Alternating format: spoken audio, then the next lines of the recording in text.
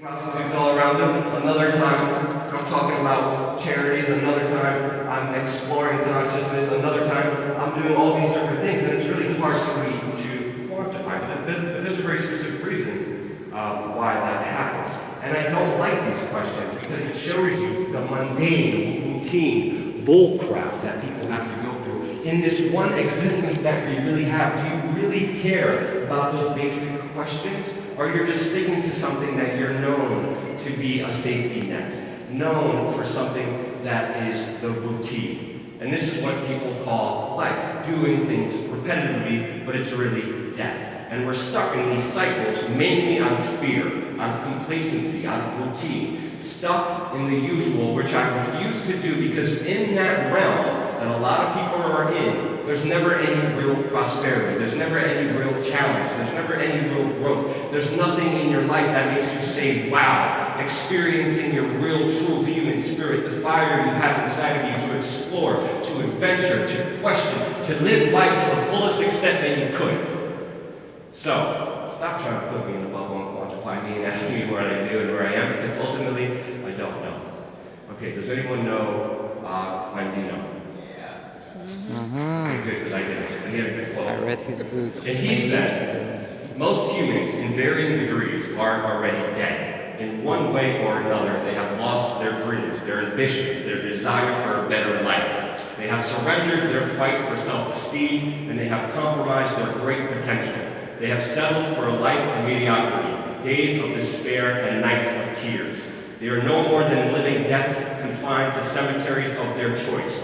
Yet they need not remain in that state. They can be resurrected from their sorry condition. They can each perform the greatest miracle in the world. They can each come back from the dead. And to me, that quote stuck with me. And of course, I do this in my heart meditation. And it really signifies the essence of embracing the unknown. Because to me, the best things in life have come to me when I'm put in what the pluck situations. I mean, this is why I hang out with a madman called Jeff Berwick. Is Jeff here, by the way? Okay, good. I guess I'm ready to tell you the truth about it. And you never know. When you hang out with Jeff Berwick, you never know what will happen. He will bring you to the Puta Dome in Panama, where you have energy vampires and prostitutes grabbing your crystals. And I'm not talking about the ones on my neck.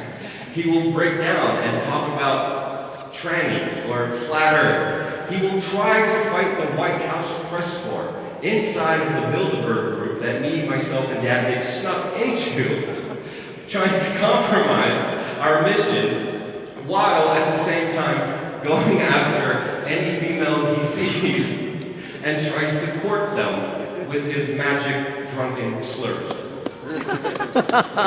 That's wife, okay, that one. So Jeff to me is the epitome of the unknown, because you really do not know what's going to happen when you hang out with him.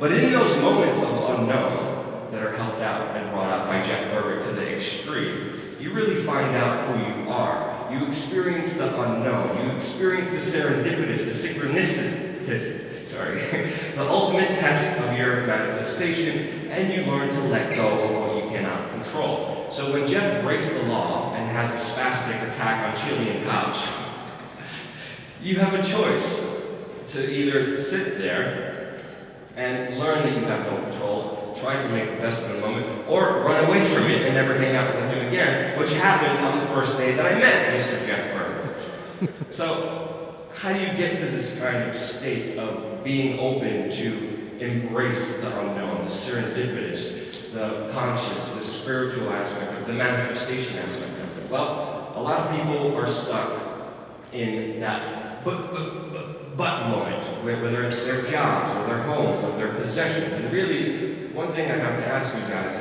is that really something that is important to you? Is that really something that matters to you? Is that really something that serves you? And I think a lot of people don't ever ask themselves that question.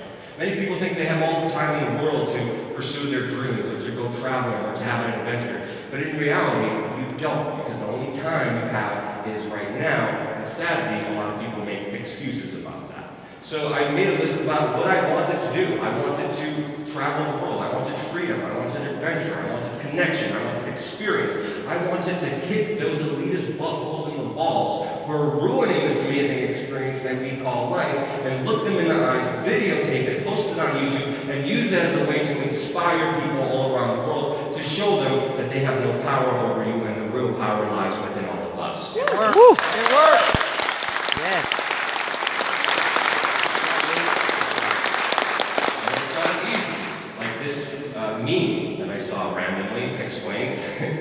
And it's that life is a very difficult exam, and many people fail because they try to copy others, not realizing that everyone has a different question paper.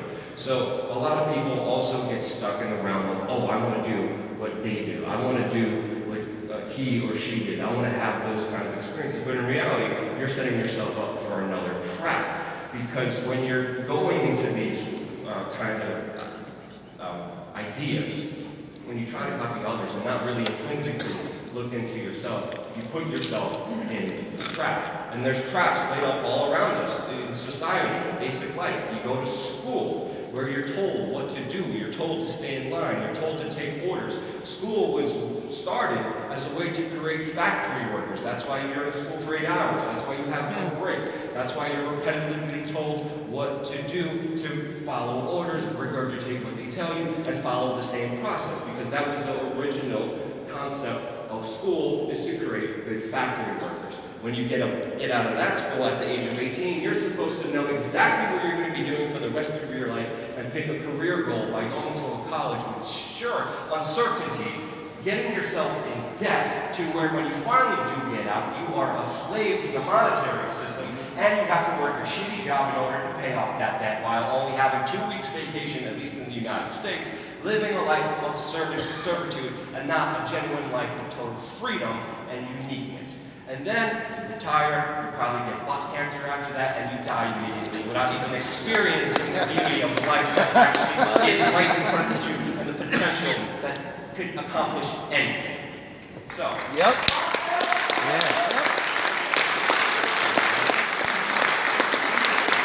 You have to question yourself, what kind of life is that? And sadly, people never question that. The majority of people are stuck in that routine. They don't know nothing else because they were never exposed to it. So, step 2, I never had step 1, but anyway, that doesn't matter. The way to do it is to first do it out of gratitude, do it out of generosity. A lot of times I spend my time volunteering with street children in third world countries or dog shelters and volunteering my time trying to give back. Sometimes I post them on Instagram, which is a little bit of ego that I identify within myself, but a lot of times I don't post a lot of the things I do because sometimes even pointing a camera at it ruins that very moment. But there is a unique power to human interaction. And you yourself are in charge of that power. You yourself have that choice of that interaction. And if you could come from a place of gratitude, if you could come from a place of knowing yourself and the true version of yourself, everything will align in the most perfect, synchronistic, magical, freaking ways where you won't be able to believe it. So I definitely strongly recommend, I guess this is tip 3, I don't know where tip 1 and 2 was, but tip 3 is to have a gratitude journal. This is something that I can't fathom, and I can't tell you how important it is. It may seem mundane, it may seem routine, but break out of that because I started writing down 5 things every single night for the past 3 years about what I am grateful for, what I am happy about, aligning myself, opening myself up to those possibilities, embracing them, and because of that, they come into my life more. Meditation is extremely important.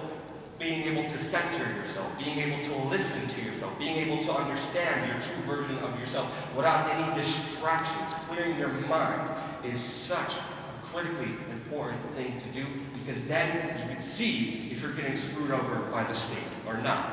So I definitely recommend there's a great app called Calm, C-A-L-M, that people download. They have a free version. Don't buy the other paid version. The free version is pretty good, where you do a 7-day program and it guides you to that meditative state. Because you know, there's a slogan saying if you don't have time to meditate for 10 minutes, you should meditate for 3 hours. And it's very hard for people to get into that state. But the best unique way that I've found people to do that is with this simple app called Calm. Now, it's also important to set your intentions. What do you want to do? What do you want to accomplish? What is your main mission? So when I see Jeff, I'm naturally drawn to him. Not for the entertainment values, but I know through my actions, I could show him a different way. I could demonstrate to him magical moments that we all had together, where in total despair, where we didn't know what was happening, we didn't know what was going to proceed, everything aligned in magical ways, which had Jeff totally mind-blown about the things that we could accomplish if we come at it with the right intention. And I like to think that I've been able to somehow help him. And maybe this is the reason why he's doing coffee enemas in the morning, and yoga, and meditation now, and trying to help himself. Because ultimately, even though he is a crazy madman, he has a good, big, freaking heart that you cannot deny. And the best way to be able to help somebody is not by telling them what they're doing is wrong, not by judging them, not by discriminating them, not by pointing a finger at them, but by showing them by example that anything is possible. And ultimately, it's a major kick in the balls. It shows people that they have all the power. Now, throughout my journey, I've taken a lot of risks throughout my life. They are very calculated, but they're done in full faith because it needs to be done. The work that I do, I see as a way of exposing deeper truths that people need to understand, that people need to be informed. So that has been my major goal, my major mission. And it started off with my first video that I did confronting a major top globalist, Zbigniew Brzezinski. And I did this with total passion, with total intention. And it came to a point where I asked a very long-winded question to Mr. Zbigniew Brzezinski, who, by the way, is a CFR Trilateral Commission Bilderberg member who created Al-Qaeda in 1979 in order to fight the Russians. I confronted him on their globalist plans in the Bilderberg group in the secret meetings. They refused to answer the question. And when they refused, and they tried to move on, I stood up again. And I kept asking the question until I got an answer. To the point where two big security guards were dragging me out of the event, trying to steal my video camera and delete the footage of what just transpired, to the point where I had to duck down, run, and a chase ensued. So that was my first video ever that I ever encountered. I put myself in other crazy situations where there was a literal federal standoff where shots were being fired against tax protesters. And when I heard that, I put myself right in the middle. I drove right to that situation, embedded inside of it, which at the time I didn't know the place that I was staying in was also rigged with explosives and ready to blow because the situation was utterly chaotic. And people must say, you're freaking crazy for doing this. You're crazy for going to Venezuela. You're crazy for trying Congo. You're crazy for going to Fukushima.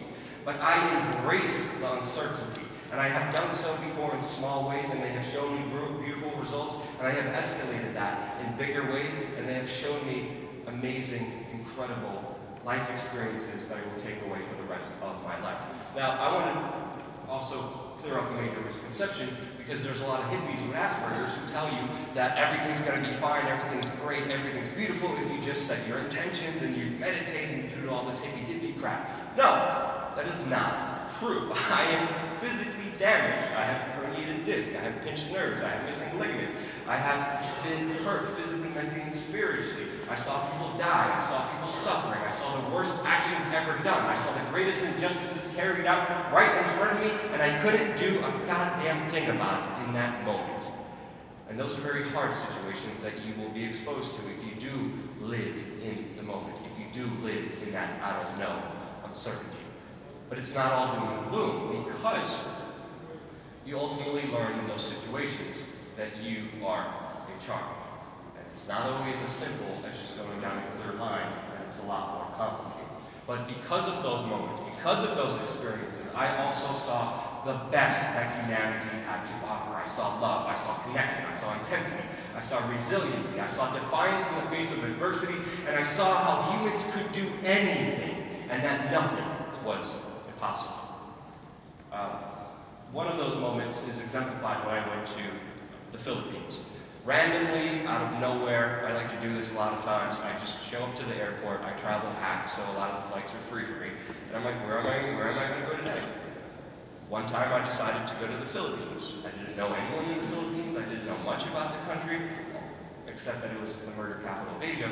I didn't know anyone there. I didn't know where I was staying, and I just landed at 1 o'clock in the morning in that country.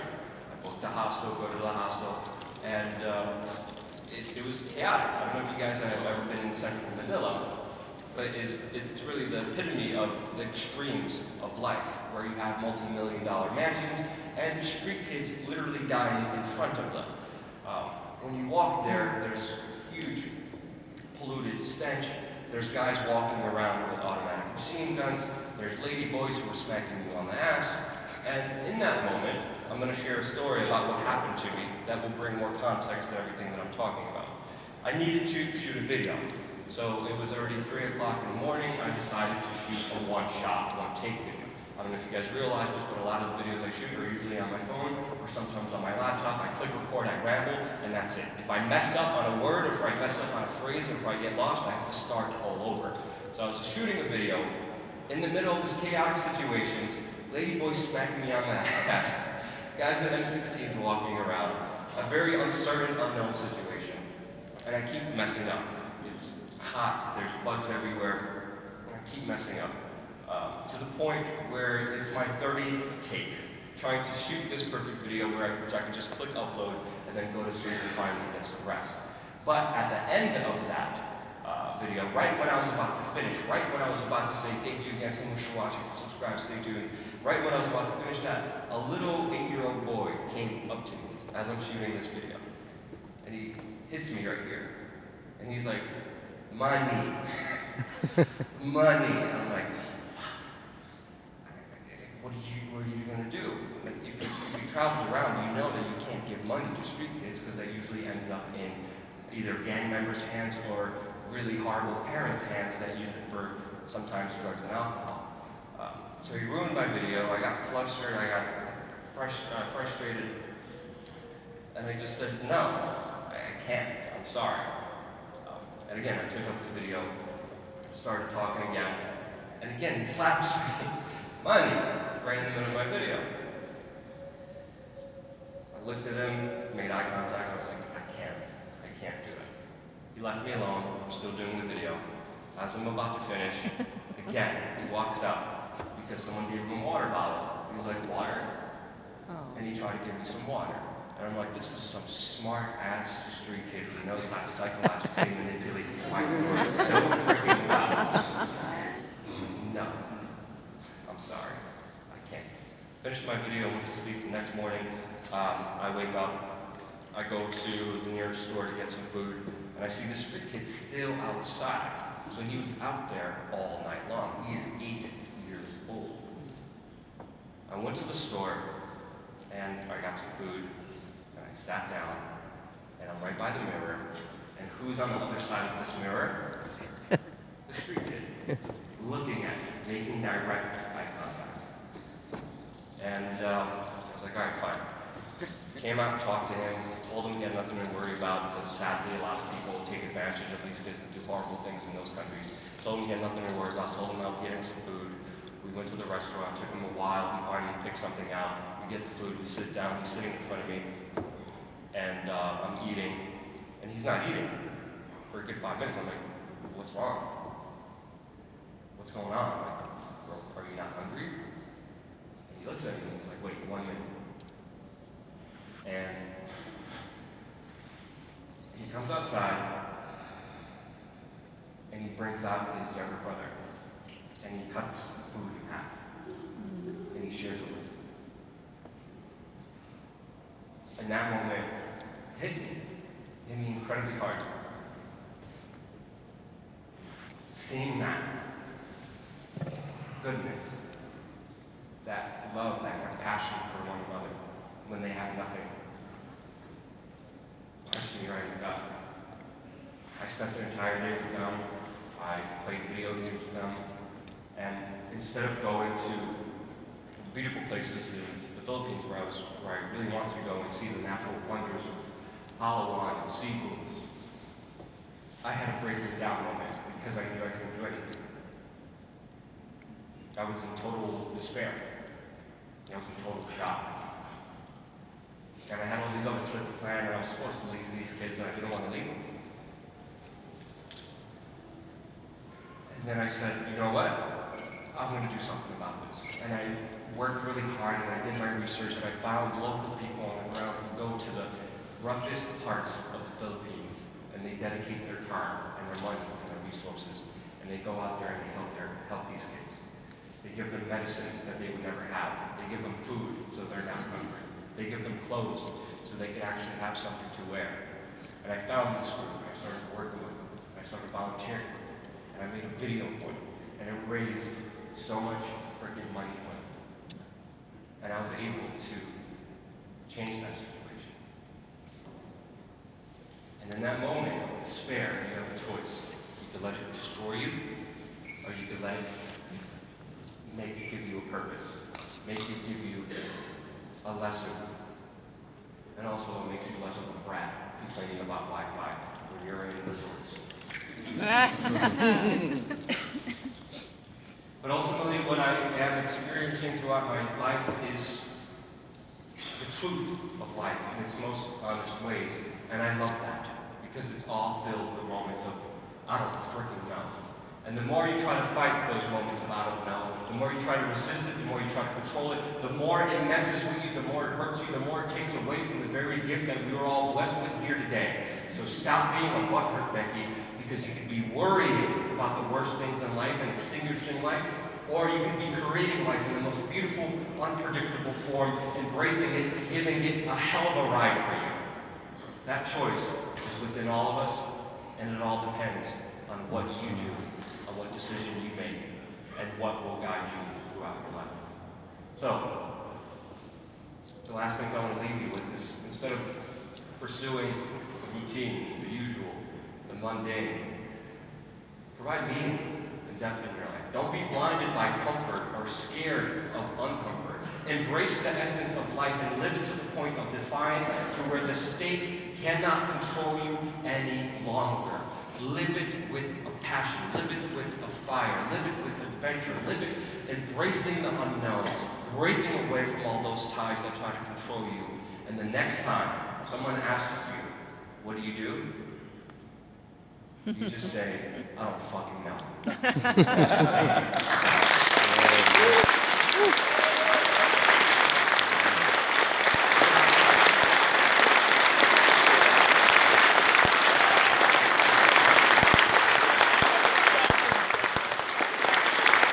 Ladies and gentlemen, it's amazing. As a matter of fact, I'm a great speaker. As a professional speaker myself, I know the best speakers end early. He did, and we've got some time for Q&A. Luke, would it be all right if we have some Q&A? Yeah, sure. Yeah, go ahead. Excellent. Do what I do at events. Please, Just raise stand up your and hand so scream. we can find No, you. wait for me. Just get up and scream. Come on. If I can dish it, I can take it. Go. There we go. Right there. Go. Just scream. Well, know that it doesn't come through on the recording. So please He wait. screams at you. Probably not as well. Okay, there we go. Sorry, my voice is a bit gone. So, are you familiar with Simon Shack's work? No. No? September Clues, Dying Work? Nope. No? Haven't heard of victim simulations? Nope. No? Okay. Just To be honest with you, I don't have a lot of time to do a lot of like in-depth research unless I'm doing a specific video or topic about it. So that's It's about September 11th. yeah. Okay, sure. Just wanted to check that out. Yeah. Thanks a lot. Hey, Luke. We got Lynn right here. Lynn, who is an amazing, beautiful, amazing human being, and yourself, and everyone that you support here. Thank you, Carl. Thanks, Luke. I just want to underline what you said, and you put it so well, is that situations, and I can relate to this very well, they'll either destroy you or they'll give you purpose and open up a whole adventure, challenge, and it's absolutely true. And If anyone would know, it's definitely you. right. And Ross. Yes. Ross is doing the same thing. He's in a cage, but he has exactly the same attitude. And so I just wanted to emphasize that. It's really great. Thank you. It means a lot.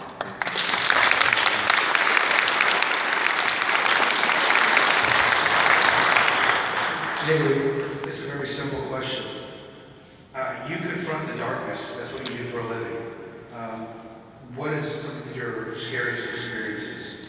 And has this new world order confronted you? Yes, I've been beat up, I've been sent to jail, I had a gun pointed to my head, my life's been threatened, my loved one's life has been threatened, I've been put through incredible stress, incredible torture, incredible challenges that I don't wish upon anybody. I've not only been physically hurt, but mentally and spiritually. In that fight, again, just like I mentioned, you can either let it embolden you or you can let it destroy you. Never have I let them see any victory in their attacks on me. Never have I let them see any chink in my armor, because when they do, I step up 10 times as stronger as I do, and I work 10 times as hard as I could, because these people work on very simple kind of gang rules. They try to intimidate you, they try to scare you, they try to buy you off, and then they try to hurt you, which they have. And I know those rules, and I know those laws, and I know the only way to beat it is to be as defiant as I can, to let them know that they will never win. Because if you give up a little bit, they'll take everything away from you, and I will never do that, no matter what happens. Good job.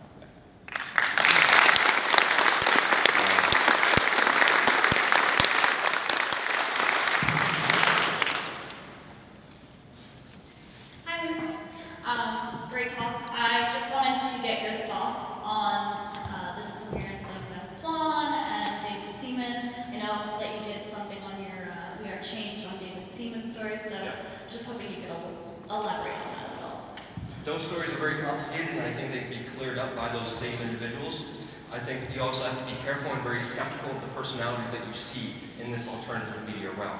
When I said, don't follow anybody else, I literally mean that. I don't want you to follow me. I don't want you to believe everything I say. I want you to question things. I want you to bring up things in your own reality that you yourself consciously will dedicate time to and mindfulness to in order to understand and comprehend your own specific way. So as far as those two individuals, they need to speak up, and they need to speak up immediately instead of raising these suspicions. Because I don't understand why. If it was me, I would speak right away no matter what.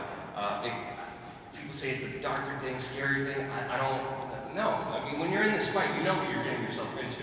You know the consequences. You know the situations laid out in front of you, and I would never do something like that. I would always speak my mind no matter what circumstances, because once they silence you, they win.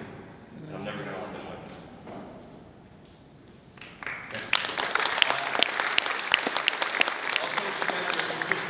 In learning about what I do, I'm doing a boot camp tomorrow, the Change Media University boot camp, which I will not only tell you how I do everything I do, but I will also be getting into laughing yoga, guided meditations, crazy drills, and all this other crazy stuff. So if you guys are interested in that, talk to Nathan or talk to Jeff or talk to the great people at Anarchapulco, which I will be doing tomorrow from 2 to whenever everyone gets what they need from me. Any other questions? Hack and travel, how does that work? Hack and travel works in very many different ways. Ultimately, it's all dependent on you. There's so many different angles depending on what country you're in, whether it's freaking flyer miles, special passes, special deals, special connections. And it's ultimately who you know. I think the greatest currency that I have, since I don't really focus on the monetary aspect of my job, my existence. I focus on more of the social capital. And to me, that's the most important capital anyone can have in the world. And that's meeting people, talking to people, looking them in the eyes, getting connected with them, and working with them. And once you concentrate on that, instead of the monetary or the fame, things will open up to you, and naturally those things will be given to you. So I'm going to use a platitude in order to answer your question, because technically it's very complicated. And it's up to the individual to determine that for themselves and get it themselves. I'd like to get your take on Trump, on Donald Trump, and especially the way he's gone after the mainstream fake news media, as he likes to call them. Trump is chaos. I love the chaos that he's creating within the system right now. Sometimes he says really amazing things like George Bush knew about 9/11. Sometimes he says we need to audit the Federal Reserve. But other times he says we need a bigger federalized police state. Other times he says we need torture. Other times he's waging war against Iran, which makes no sense geopolitically when Saudi Arabia, the number one financer of radical Islamic freaking terrorists, are working together cohesively. And that makes no sense at all. So it's a continual battle, back and forth. I've been talking about this on my YouTube channel for a very long time, quantifying every little aspect of it. the situation is so complicated that it brings a lot of uncertainty. So I'm uncertain. I always am very optimistic. I'm always very positive. I always hope for the best because I align myself with that path. I hope things get really good. I hope the system gets more confusing and more busted up from the inside. But I'm also skeptical at the same time, not to be blinded by fake hope, by fake positivity, by fake individuals and leaders, and always stick to the principle of never putting anyone above myself and learning that I am the true ruler of my domain and my kingdom. Woo.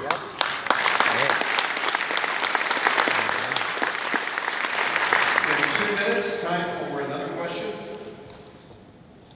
All right, thank you. Can you do? Okay. What do you do? I don't fucking know.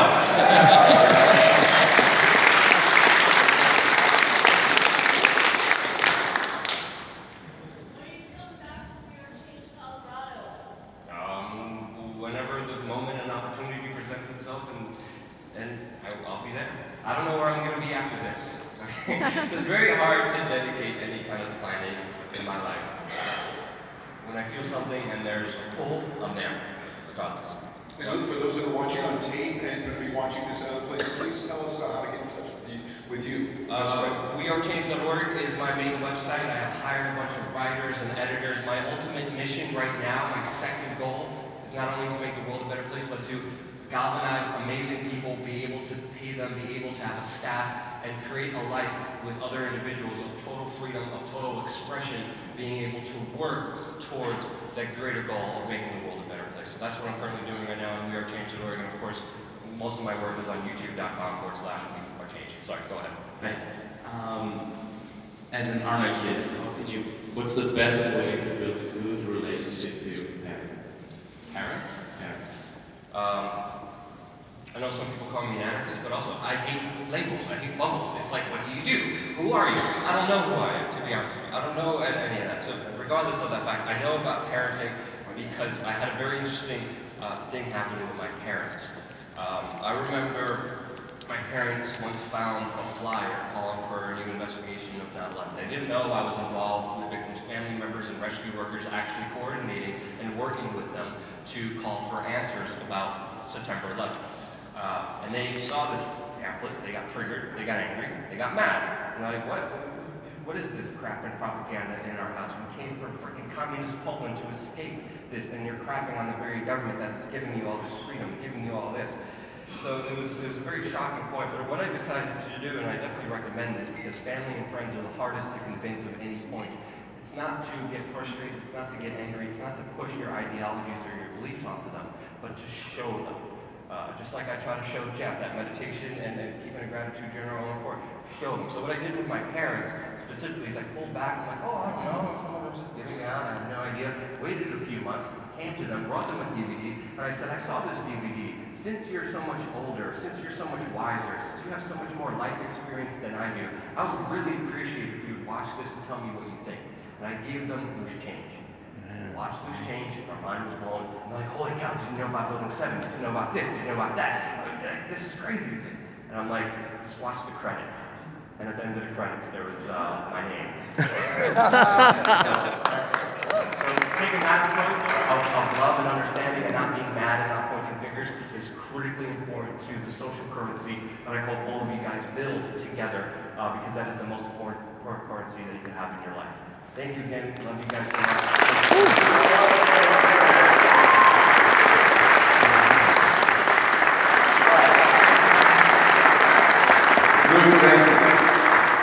Thank you. A great way to live life and how to do it.